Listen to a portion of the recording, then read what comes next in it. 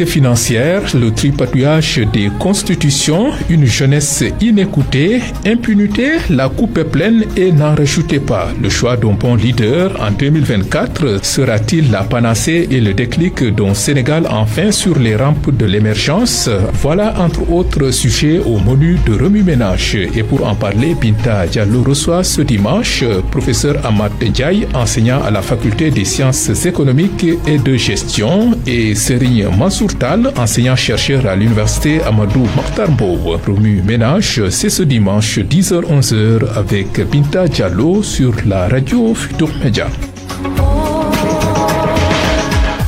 Mesdames, Messieurs, bonjour. Merci à Abdoulaye Diop à la technique. Remue Ménage qui reçoit ce dimanche professeur Amath Ndiaye, enseignant à la faculté des sciences économiques et de gestion à l'université Cheikh Anta Diop de Dakar. Bonjour professeur et merci d'avoir répondu à notre invitation. Bonjour madame, je vous remercie encore une fois de cette invitation. Nous recevons également Serigne Mansour Tall, enseignant-chercheur à l'université Amadou Mahtar Mbow de Diamniadio. Bonjour et merci d'avoir répondu à notre invitation. Bonjour madame Binta Diallo et puis bonjour à tous les auditeurs de Remue Ménage de la RFM. La problématique de la gouvernance, qu'elle soit politique et financière, nous en parlons parce que le sujet est bien d'actualité. Professeur Amath Ndiaye, pas seulement au Sénégal, mais un peu partout en Afrique francophone, après 60 ans après les indépendances, ces questions reviennent toujours. C'est le constat. Oui, c'est la question de la gouvernance, elle est centrale. Parce qu'on se rend compte que tous les problèmes que nous vivons actuellement dans nos pays sont liés à la mauvaise gestion de la chose publique. De la gestion au niveau économique, au niveau social, au niveau politique. Parce que tout simplement, la nature de l'État n'est pas telle qu'il repose sur le droit. C'est-à-dire qu'il faut qu'il y ait un État de droit pour avoir de la bonne gouvernance. Et c'est cette bonne gouvernance-là qui fait qu'on puisse avoir de bons résultats sur le plan économique et qu'on ait, par exemple, une justice qui est indépendante et qui fait qu'il n'y ait pas de la corruption, que la corruption n'existe pas.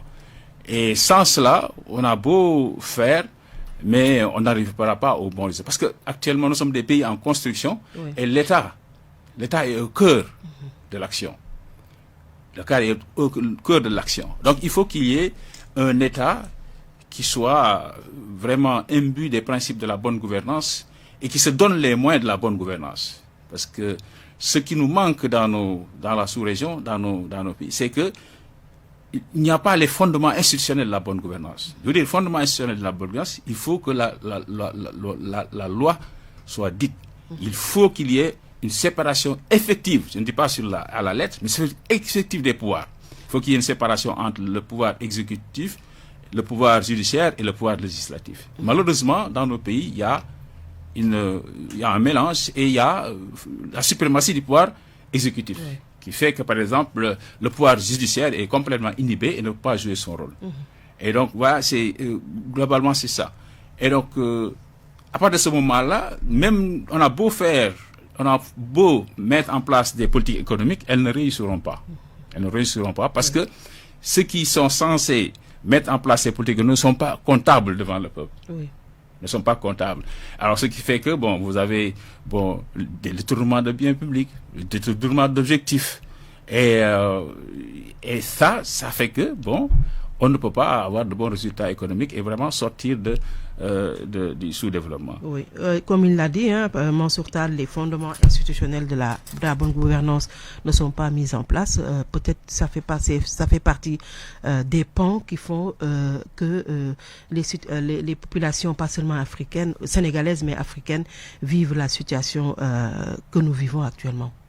Justement, on pensait qu'après les conférences nationales, qu'on avait dépassé ces questions de gouvernance politique, mais la réalité nous rattrape au regard de ce qui se passe un peu dans le Sahel et en Afrique subsaharienne de manière générale.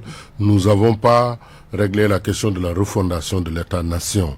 Nos États existent de manière peut-être policière, pour ne pas dire régalienne, mais quant à la gouvernance, il y a beaucoup de chemin à parcourir. Il l'a dit, professeur Amad Ndiaye, il a raison, on n'a pas une lisibilité de la séparation des pouvoirs, même si on déclame cela de manière très solennelle, mais dans la réalité des faits, on voit qu'il y a une confusion entre les différents pouvoirs, et surtout une confusion entre le pouvoir politique et les autres pouvoirs émergents, comme le pouvoir religieux, comme la question de la jeunesse, etc. Donc, à mon avis, l'un des grands axes sur lesquels les leaders aujourd'hui doivent faire des propositions, c'est dans la refondation de l'État. Comment on doit le faire, comment on doit aussi organiser les rapports entre l'État et les autres contre-pouvoirs. Du point de vue de la gouvernance financière aussi, on est dans la même situation. Nous avons mis en place, en ce qui concerne le Sénégal, beaucoup de structures, mais on ne sent pas le poids de ces structures, que ce soit l'OFNAC, que ce soit la CENTIF. Il y a une confusion et tout retourne vers le politique. On a l'impression parfois que c'est des chasses aux sorcières qui sont organisées. On voit qu'il y a beaucoup d'impunité. Et à mon avis, là, la question du leadership doit être une question fondamentale. Si nous regardons les pays qui ont fait des progrès dans ce domaine en Afrique, au sud du Sahara ou même en Asie, c'est parce qu'il y a eu à un moment donné un leadership très fort qui a donné l'exemple, qui a montré l'exemple, que ce soit au Ghana avec Rawlings, que ce soit au Cap-Vert. Dès qu'on règle cela sur un mandat, c'est fini, on est placé sur la rampe de lancement d'une gouvernance sobre, comme le disait l'actuel président, et vertueuse. Mais c'est pas encore le cas parce qu'il y a beaucoup de confusion, il y a des jeux d'intérêts et au niveau politique, nos partis politiques, contrairement aux sorties des indépendants, sont devenus très faibles du point de vue de la formation, du point de vue même de la démocratie interne. Nous avons vu qu'aujourd'hui, dans les partis politiques, que ce soit du pouvoir ou de l'opposition, il n'y a pas un processus de gouvernance interne qui est à l'œuvre. C'est souvent un leader qui décide de tout, même du candidat qui doit le remplacer. Et cela constitue un des maillons faibles de notre système politique. Il faut refonder l'État, il faut refonder les pouvoirs entre l'État et même entre l'opposition. Je pense que de par le passé, l'État a dialogué avec l'opposition, sans pour autant qu'on ne sente un basculement vers l'invective, l'insulte, la violence. Ça, c'est des questions que nous devons régler pour éviter le syndrome des autres pays du Sahel. Et ça, je pense que nous avons déjà une très longue histoire de démocratie et de ce côté, la démocratie ne s'est pas du tout consolidée. Il y a même un recul qui s'observe dans la gouvernance politique et la gouvernance financière et nous savons tous que l'Afrique a le capital humain, l'Afrique a les ressources naturelles. Si l'Afrique ne décolle pas, c'est un problème de gouvernance politique et financière. Oui, et de volonté politique, il a dit la refondation de l'État s'impose, mais est-ce que vous pensez très sincèrement, professeur Amad Ndiaye, que chez nous, au Sénégal, quand même, parce que le problème se pose, que ça peut devenir un jour une réalité, cette refondation de l'État? Vous savez, ce qu'il faut, lorsqu'on fait l'analyse de la situation concrète au Sénégal, on voit aujourd'hui que ce qui nous manque aujourd'hui, c'est cette refondation de l'État. C'est-à-dire, il y a des réformes institutionnelles majeures à faire au Sénégal. Parce qu'on s'est rendu compte qu'aujourd'hui, que sur le plan économique, certes, le régime de Macky Sall a fait des progrès, a eu des réalisations, mais le côté négatif, le côté noir de son bilan, c'est sur ce côté-là, sur le côté des libertés, sur le côté de la démocratie, sur le fait qu'il y ait, par exemple, une justice à deux vitesses. Et ça en retour, ça va nuire à la stabilité sociale et économique. Donc on a aujourd'hui besoin au Sénégal, vraiment, le Sénégal a besoin, vraiment, pour émerger sur tous les plans, de rendre effective cette séparation des pouvoirs. Parce que on se rend compte au Sénégal, que depuis ces deux dernières années, qu'en fait, le pays ne marche pas. Ne marche pas parce que tout simplement, le judiciaire est englouti. Le judiciaire n'arrive pas à faire son travail correctement. L'indépendance de la justice. L'indépendance de la justice. Souvent évoqué, qui manque. On a une justice à 2 vitesses. On a 2 temps de la justice. Le temps de la justice pour les opposants n'est pas la même chose que le temps de la justice pour les gens qui sont avec le pouvoir. Oui. Donc ça va très vite quand il s'agit de l'opposition, ça va très lentement quand il s'agit des autres. Et quand j'étais passé ici, je vous disais que l'affaire de la Cour des comptes, l'affaire des fonds Covid, où en sommes-nous? Ce temps de la justice-là pour la Cour des comptes, l'affaire des fonds Covid est très lent. Et je ne vois pas, est-ce que je vous dis, je suis très pessimiste quant au dénouement de cette affaire-là, avant les élections présidentielles. Il y a d'autres exemples qu'on peut donner. Donc ça c'est le constat qu'on fait. Donc il faut que le Sénégal rompe avec cela. On a besoin de ça. Ça c'est une réforme majeure que le prochain président de la République devra faire. Il faut vraiment, le Sénégal a besoin de ça aujourd'hui. Oui. Voilà. L'indépendance de la justice. Tout à fait, Amath. Ce que vous dites est tellement intéressant. Souvent, lorsque nous abordons la réussite, nous l'abordons sous l'angle des sommes dépensées. Même pour les inondations, on dit on a dépensé. Absolument. Mais c'est pas ça le bon sujet d'évaluation. C'est le résultat. Et l'argent, il est là, c'est notre contribution, c'est le budget national. Et tous les hommes politiques, qu'ils soient du pouvoir ou de l'opposition, n'osent pas trancher sur des questions de gouvernance fondamentales comme la question des caisses qu'on dit noires. Ça, je pense qu'il faudrait quand même un peu plus de transparence, que le prochain candidat ou les prochains candidats fassent des déclarations très claires sur la destination de ces fonds, sur leur traçabilité. Je vois mal comment dans le contexte de nos pays, quand même qu'on alloue à quelqu'un 10 milliards sans aucune contrepartie ni justification. Et ce que vous dites sur la redevabilité, tant qu'on n'aura pas institutionnalisé le devoir de rendre compte de la part de tout le monde, chacun fera ce qu'il veut, et c'est ça qui fait qu'aujourd'hui on est dans cette confusion du point de vue de la gouvernance politique et financière. Et c'est fondamental, ça interpelle tous les pays africains. Nous ne pouvons pas avoir ce dividende démographique constitué de jeunes et qu'on n'arrive pas à capter. Ce dividende, si on capte pas ce dividende va nous capter. C'est clair avec ces jeunes que je vois qui aujourd'hui sont 10 000 dans les rues de New York et qui en un temps recours vont explorer des itinéraires de migration presque impensable il y a 2 ans. Vous allez dans ma ville de Kébémer, toutes les mamans savent ce que c'est que le Nicaragua. C'est extraordinaire et ça fait peur parce que quand même, si les gens sont aussi va-t-en-guerre, ça veut dire que cette jeunesse-là ne nous laissera pas tranquille. Et ça, c'est la question, moi, qui me fait peur. Peut-être j'empiète même sur les sujets. Justement, nous allons parler de cette jeunesse qui n'est pas écoutée du tout. C'est l'impression que cela donne. Mais l'état de droit également, c'est fondamental. Les gens en parlent, même les magistrats réclament leur indépendance. L'OMS en parle souvent. Est-ce qu'on peut parvenir quand même à cette rupture que réclament les magistrats dans un état où le président de la République s'accroche au Conseil supérieur de la magistrature, qui du coup, le président a un droit de vie ou de mort sur la carrière des magistrats? Justement, c'est ce que dit Amath. Il faut que le président, le prochain président ou les présidents africains en général ne s'accrochent pas sur la question des infrastructures en disant oui, j'ai construit ceci, j'ai fait ceci. Il faut des réformes institutionnelles. Ce qui fait respirer un peu la démocratie, c'est les réformes. Le président doit accepter aujourd'hui de ne plus être chef de parti. Ça, je pense que pour moi, c'est un préalable. Tout le monde doit s'accorder sur un programme minimum comme ça. Le prochain président. Le prochain président. Il peut pas être chef de parti et continuer à faire prévaloir un état de droit. Son réflexe, qui est le réflexe naturel de tous les leaders, c'est toujours de tirer la couverture sur son parti. Ça, je pense que c'est l'une des grandes réformes aussi que nous devons instituer, et l'indépendance de la justice va justement par ça. Les États-Unis nous ont montré le chemin depuis très longtemps. Les magistrats, si vraiment, bon, je dis pas que peut-être qu'ils sont pas totalement indépendants, mais ils écoutent trop le ministre de la Justice.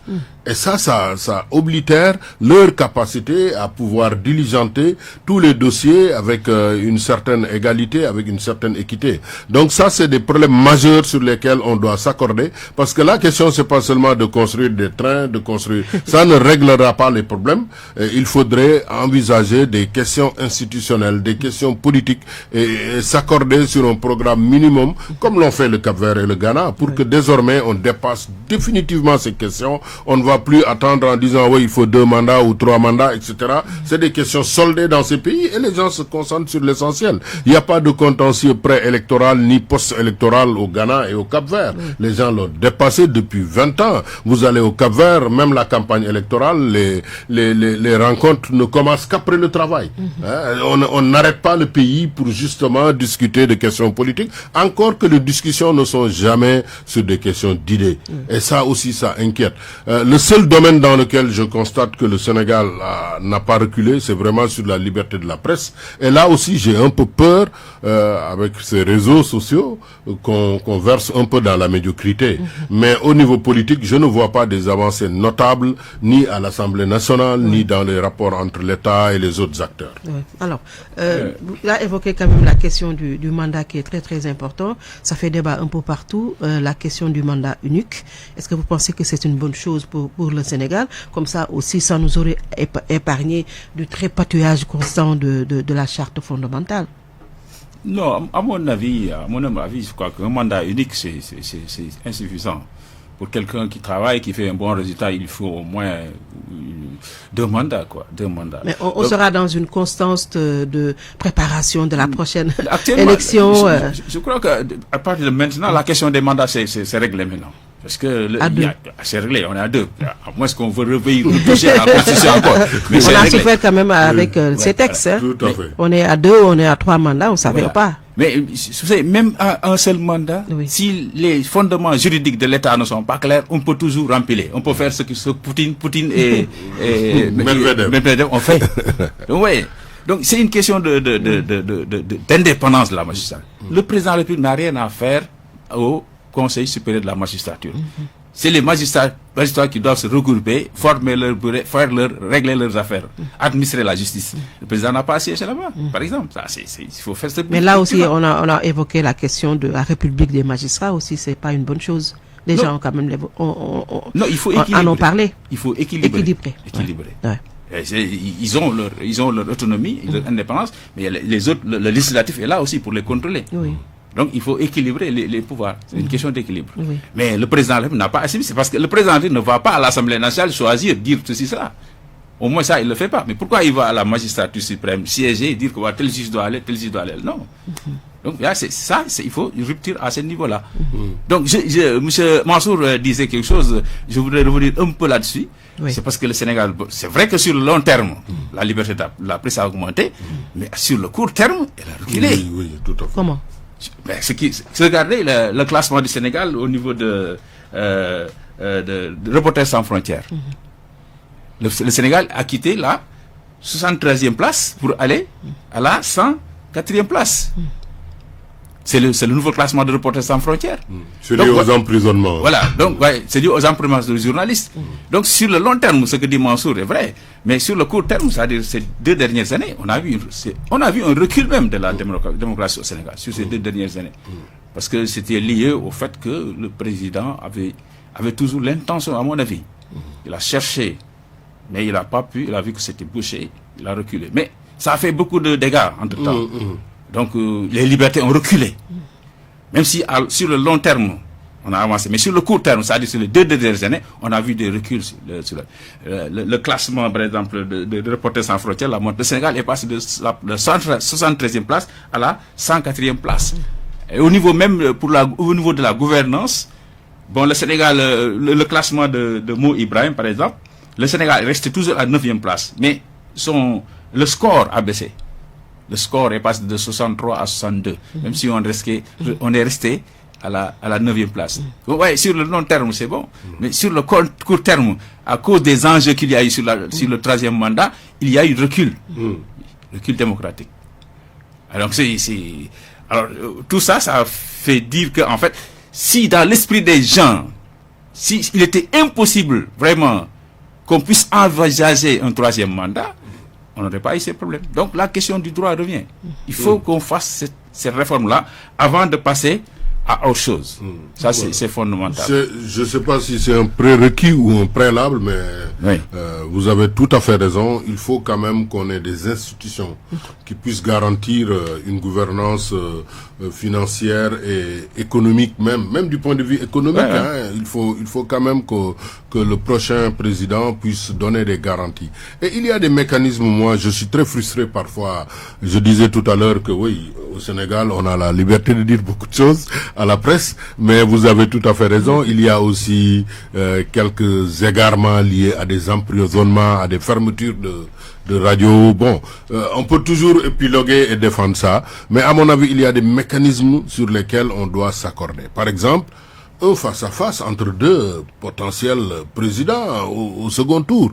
On l'a jamais accepté parce que toujours le président en exercice a dit qu'il est trop fort pour parler. Oui. Mais aujourd'hui, c'est des choses que nous devons encadrer. Oui. Parce que nous, si nous parce que cela se fait dans les grandes démocraties. Dans les grandes démocraties, ça c'est un indicateur même de grande démocratie. Absolument. Pour qu'on n'élise pas un président qui n'a pas d'idée, qui ne nous promet rien. Vraiment. Et demain, on n'a aucun moyen de lui dire, voilà, vous aviez promis cela, vous l'avez pas fait.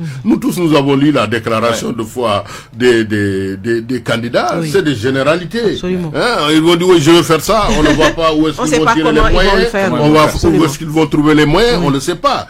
Moi-même, je peux demain faire une profession de foi dans laquelle je fais miroboler énormément de choses. Donc, à mon avis, un débat au second tour entre les deux candidats s'impose. Ça, c'est des choses que nous devons désormais institutionnaliser. Absolument. Parce que c'est un bon indicateur pour les non-politiques comme moi, de voir qui est le meilleur et qui promet ce que j'attends le plus. Donc ça, c'est de petites choses qui manquent à la démocratie sénégalaise et c'est lié tout à fait à la question de la démocratie interne. Lorsque nous élisons un président, c'est comme si on avait installé un roi. Que personne, on va dire, oui, chaque ministre va dans tous les discours dire conformément à la vision du président de la République. Ça, c'est des choses qui nous installe dans la médiocrité. Il faut que ça s'arrête, que les gens soient responsables, y compris les ministres. Quand on vous confie le ministre de l'urbanisme, il faut quand même que vous dites quelle est votre vision, qu'est-ce que vous allez faire, qu'est-ce qui manque au secteur. Mais vous n'allez pas vous installer là-bas en disant, oui, conformément à la vision du président de la République. Absolument. Le président de la République n'est pas un demi-dieu, c'est juste un bon manager. Donc ça, c'est des choses qui manquent à notre système. Peut-être que aussi, Mansour, le régime présidentiel, hyper présidentiel, fait que le président est un demi-dieu. Personne ne peut faire son discours et commettre le crime de ne pas l'évoquer dans ce qu'il fait. Il faut aussi s'attaquer au régime s'attaquer du forcément Sénégal. à ça. Moi, je pense que cette question, il faut s'attaquer à ça. L'hyper-présidentialisme est un problème, mais aussi les ressources que nous lui donnons, sa capacité à faire tout ce qu'il veut, ça aussi, c'est pas possible. Quand même, nous, si nous sommes une démocratie, ça ne doit pas être possible. Un président de la République, c'est un président de la République, mais ça lui donne pas quand même le droit de faire tout ce qu'il veut. De dire, comme Wade disait, je peux nommer mon chauffeur ambassadeur. Non, c'est pas possible. On nomme le meilleur à chaque poste.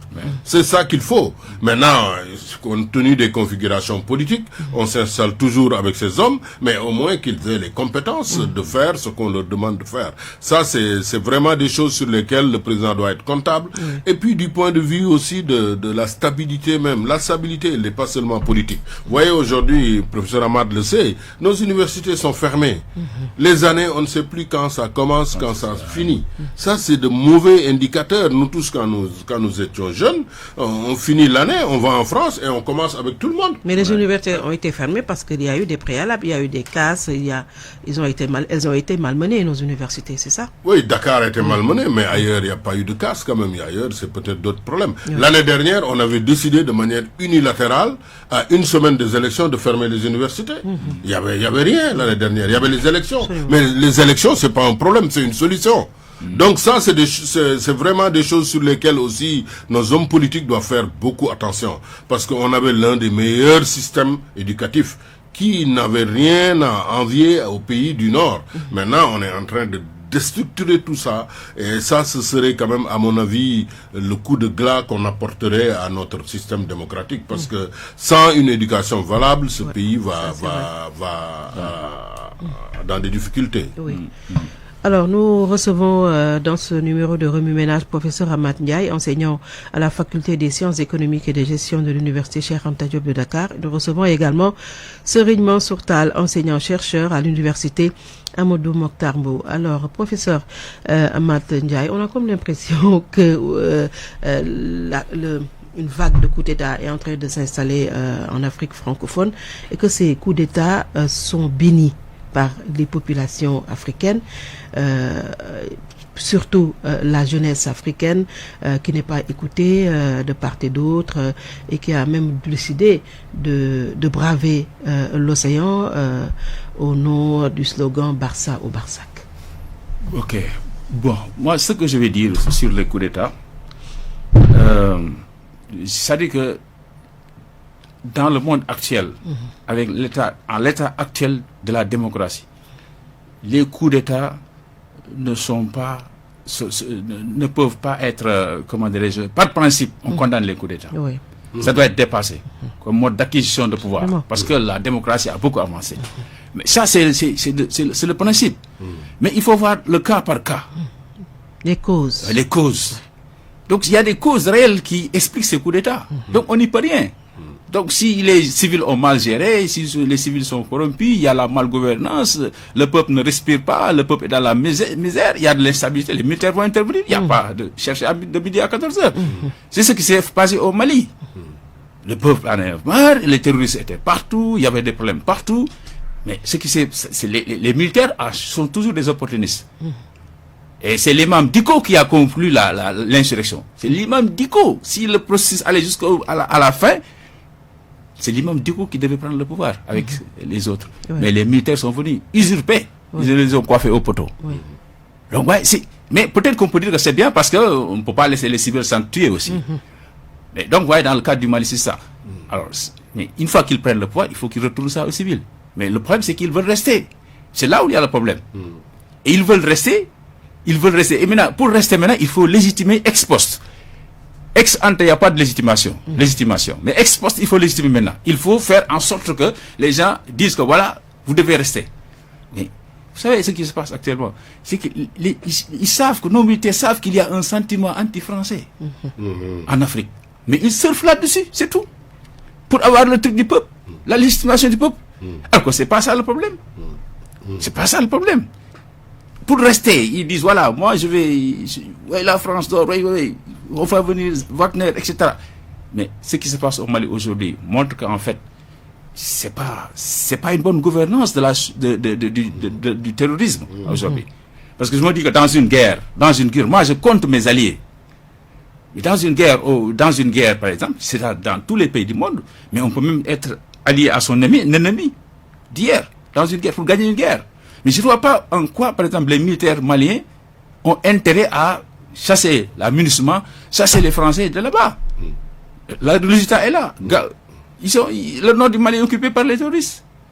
Ça n'a pas de sens. Donc, ouais, les militaires, ils peuvent faire leur coup, mais il faut qu'ils rétrocèdent le pouvoir. Mais ce n'est pas le cas, ils veulent rester. Au Nigeria, le coup d'État du Niger, il faut le condamner. Parce que rien ne l'explique. Tout à fait. Parce que c'est un pays qui fonctionne, qui a des démocraties, mais il y a des moyens démocratiques pour acquérir le pouvoir.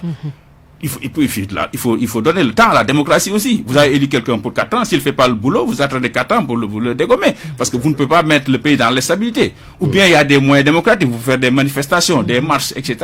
Acculer le pouvoir à reculer. Mais si les militaires interviennent, ils interviennent au Niger, qu'est-ce qu'ils font maintenant? Qu'est-ce qu'ils vont faire aussi? Ils vont dire voilà, les Français dorment. Mais bien sûr. Mais c'est pas ça le problème, je vous dire. Ils changent de problématique. Ils changent de problématique tout simplement pour avoir la légitimité. Et pour rester.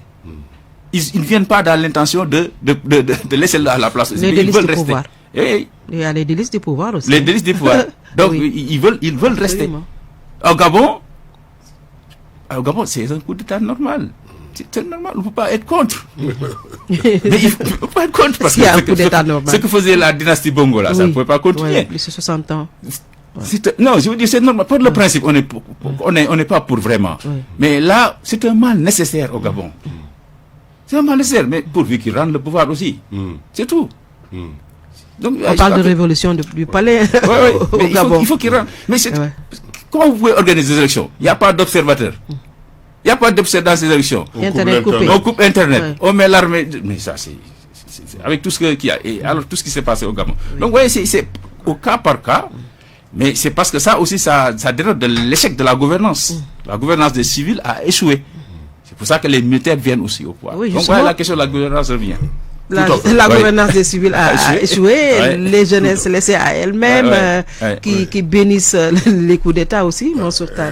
Benta, il n'y a pas de bon coup d'État ni de mauvais coup d'État. Pour moi, le coup d'État, il n'est pas bon. Ça, c'est clair. Il est toujours un indicateur de contre-performance.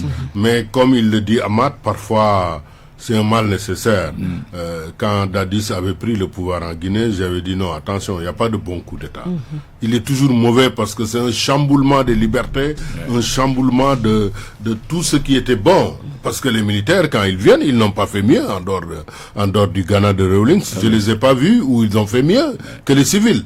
Donc, à mon avis, on ne doit pas aller vers ces extrêmes.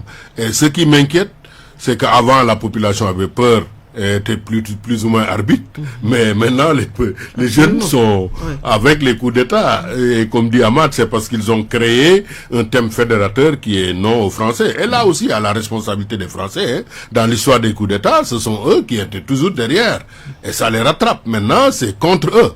Donc ça, c'est leur responsabilité, et je pense qu'après... Mais ça, c'est un précédent dangereux, hein, les jeunesses ou même les populations qui vont saccager les ambassades, qui bénissent les coups d'État. Oui, c'est grave. Révolution, et puis on va mettre quoi à la place? Est-ce qu'on s'est préparé à ça? On n'est pas du tout préparé. Le programme qu'il a souligné, c'est ça, c'est-à-dire les Français d'or. Ça, c'est pas un programme.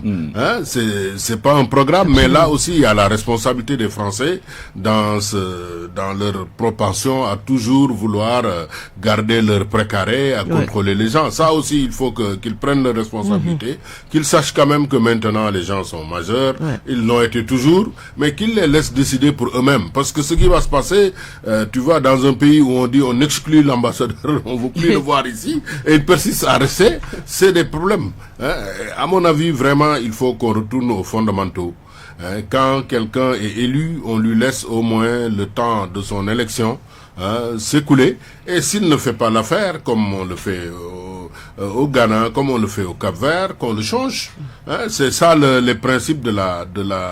Mais si on installe cette propension à aller vers des coups d'État, moi je n'ai pas vu les militaires faire mieux. On a même dit qu'ils font plus d'ordre, mais ils ne peuvent même pas faire régner l'ordre lorsqu'ils sont aux commandes politiques. Donc ça, je pense que c'est vraiment une des choses qui nous inquiète. On avait pensé qu'après les conférences nationales des années 90, que c'était fini avec les coups d'État, mais on voit aujourd'hui que ça devient la règle, et ça que Dieu nous en éloigne ici au Sénégal. Mais je pense que c'est pas une bonne option. C'est pas une bonne option politique, c'est pas une bonne option économique, parce que quand ils s'installent, ils vont installer toujours des avantages pour les militaires, et ils n'ont jamais fait mieux en dehors du Ghana de Rawlings. Ils n'ont jamais fait mieux que dans les autres pays. Oui, en tout cas, on a vu ce qui se passe. Les présidents qui sont là depuis presque 60 ans au pouvoir, hein, qui sont tous à la solde de la France, servitude de la France, ils ne veulent pas laisser les autres projets émerger. On a vu ce qui s'est passé ici chez nous avec Sonko qui avait un projet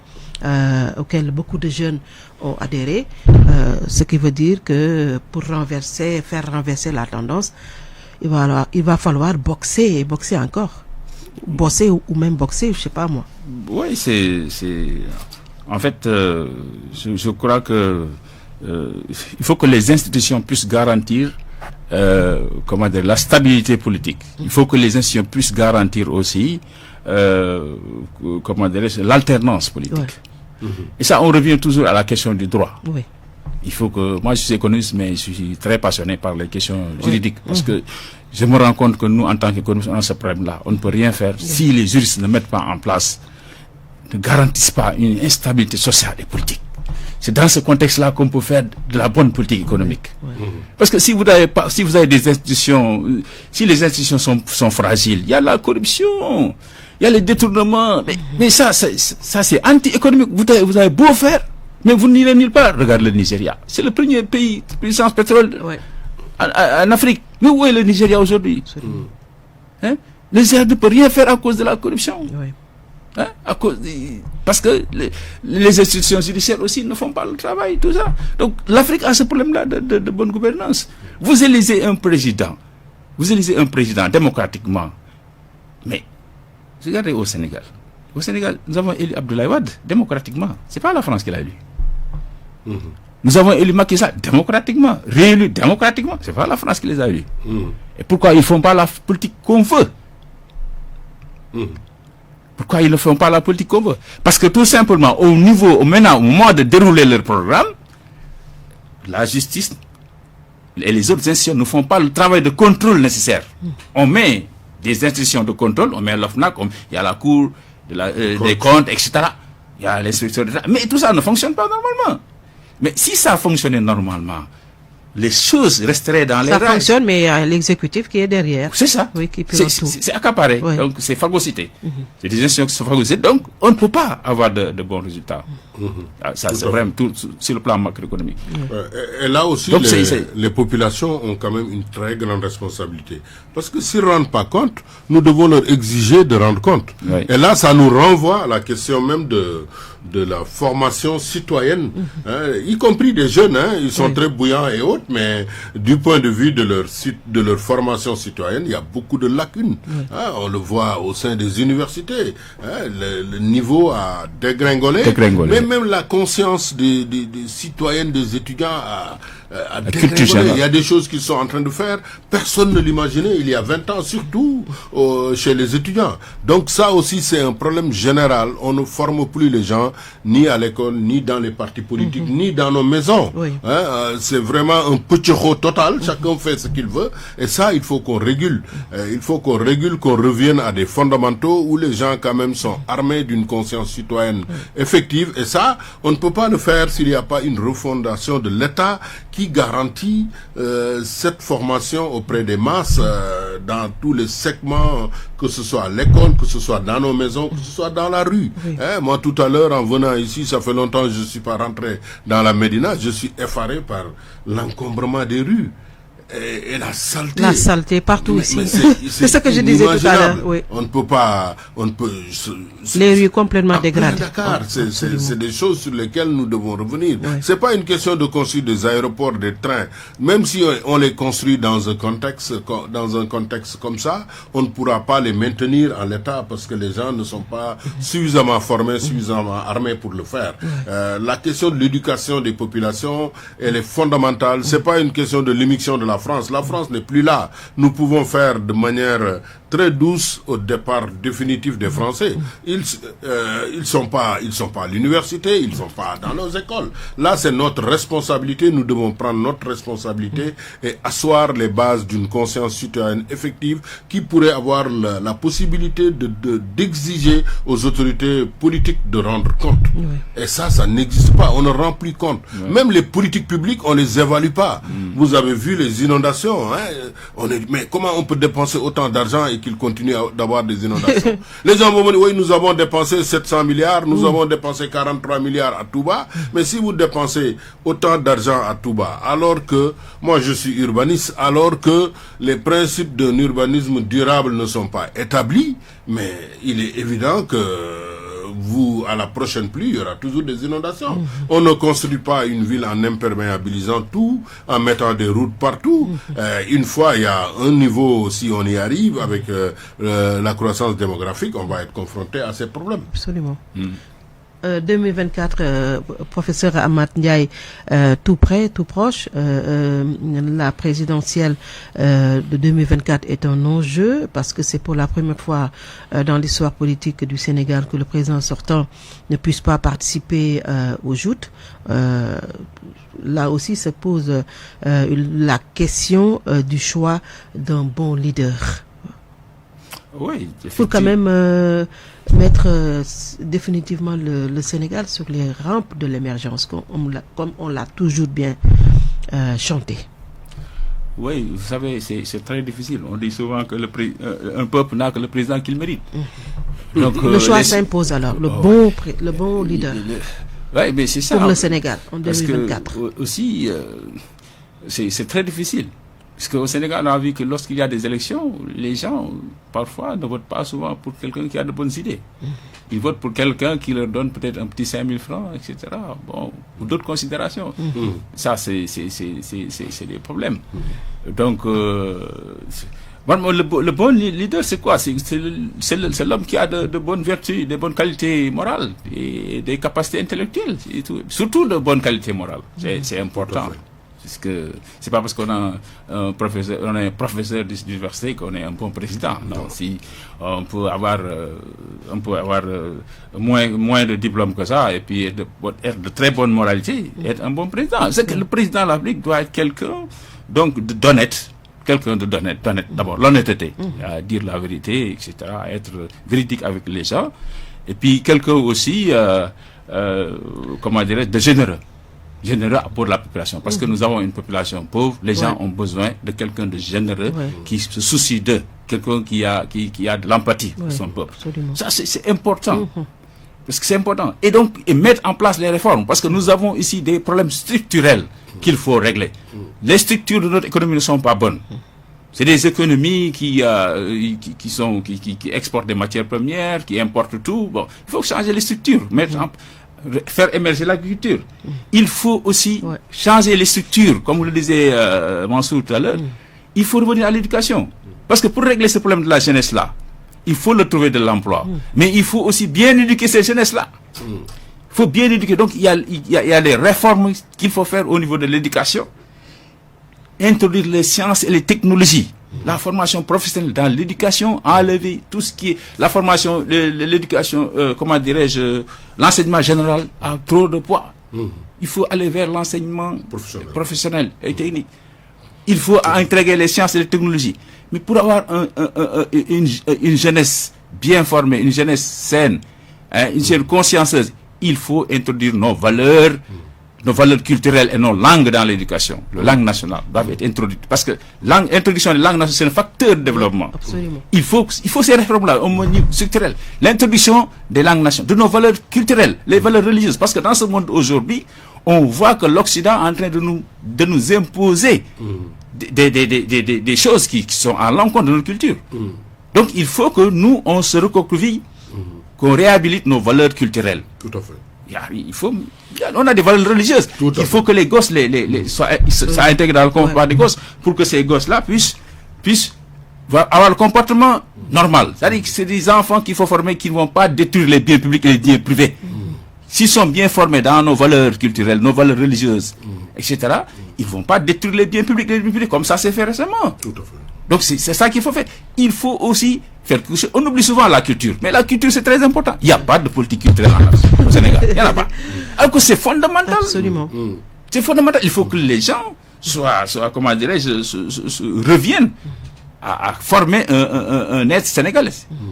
Un être sénégalais dans ses fondements culturels.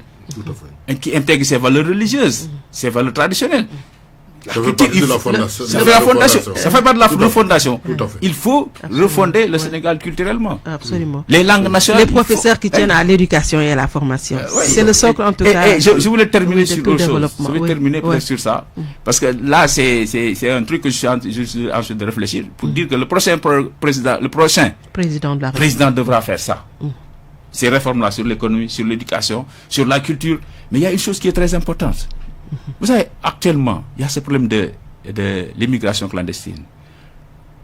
Ça, c'est pas un problème qu'on va régler en 1 an, 2 ans, 3 ans.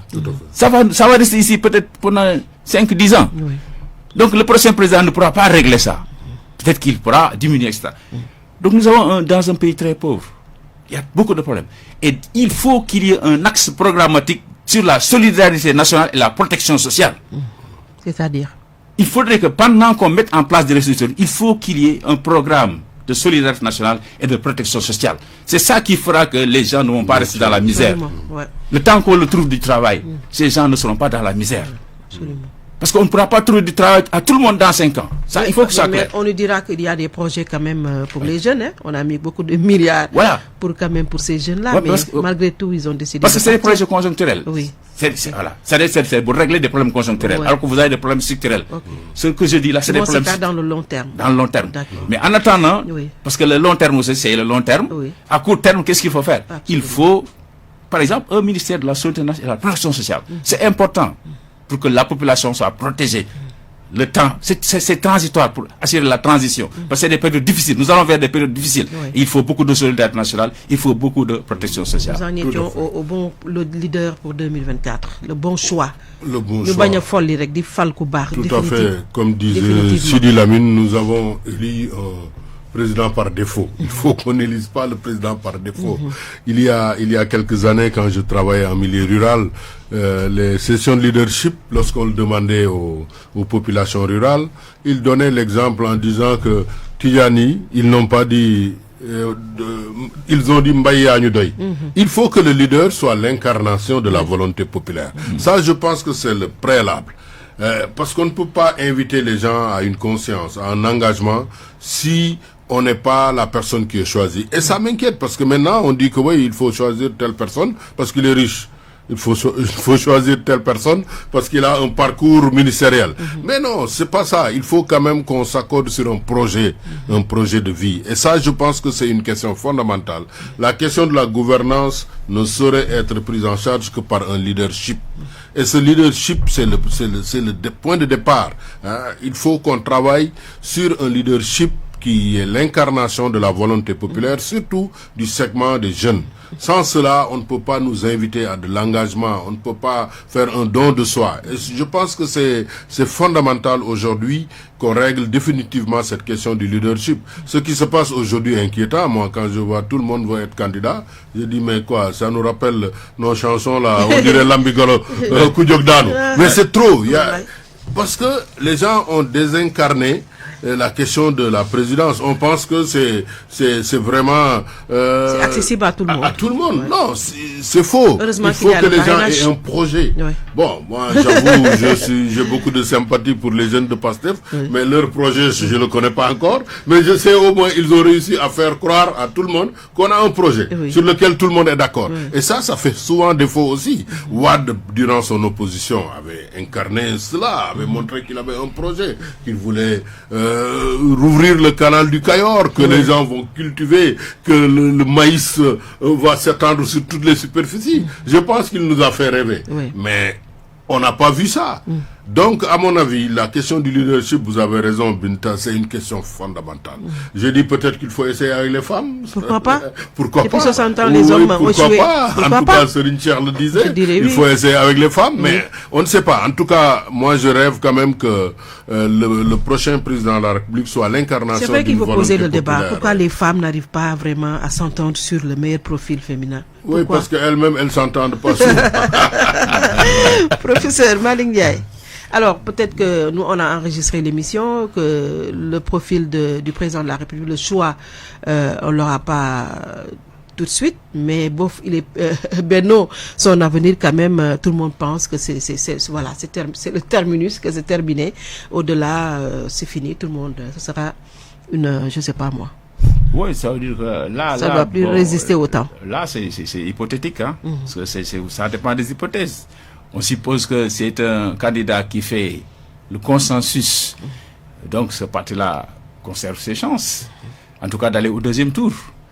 S'il y a le consensus. Il y aura un deuxième tour. Mais oui, si ce parti, si le Benno arrive à rester Benno, c'est-à-dire que s'il choisit un candidat qui puisse garantir le consensus, que tous les autres candidats puissent se rallier à ce choix-là, bon, il n'y a pas de problème. Mais ça, c'est une hypothèse. L'autre hypothèse, c'est que, bon, on risque d'avoir...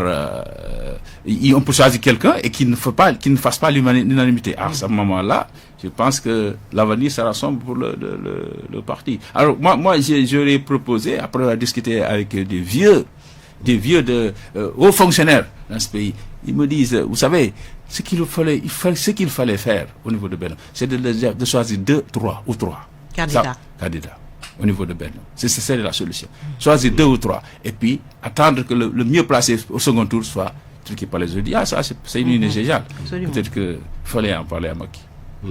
Ça peut être une idée, mais l'histoire montre quand même qu'au bout de 10 ans, les gens aspirent à un changement de régime. C'est devenu très cyclique. C'est pourquoi je pense que même ce sera difficile au sein de Benno de s'accorder sur un candidat, vu les profils Benno va imploser. gens. Je pense que ça va imploser.